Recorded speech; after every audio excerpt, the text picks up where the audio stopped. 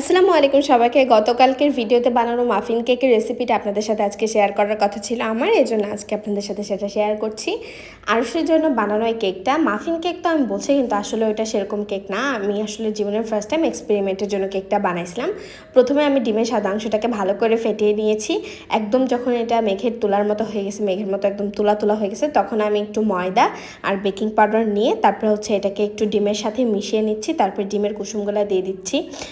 এরপরে আমি খুব সুন্দরভাবে, মানে ফোমটা যেন নষ্ট না হয়ে যায়, একদম আস্তে আলতো হাতে এটাকে মিক্স করে নিচ্ছি।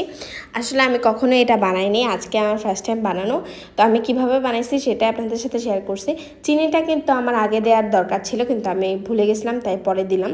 দেন আমি কিউট কিউট ছোটো ছোটো মোল্ডগুলোতে ঢেলে দিলাম এই মিশ্রণটা। কেকের মিশ্রণটা ঢেলে দেওয়ার পরে সুন্দর মতো আমি ওভেনটাকে আগে 10 মিনিটের মতো প্রিহিট করে দেন 180 ডিগ্রিতে আমি এটাকে আবারও 10 মিনিটের জন্য বেক করতে দিছি।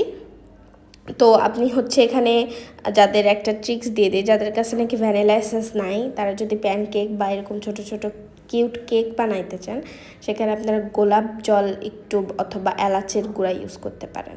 তো আরশ তো কেক দেখে মহা খুশি, কারণ ও ছোটোবেলা থেকে কেক খেতে খুবই ভালোবাসে।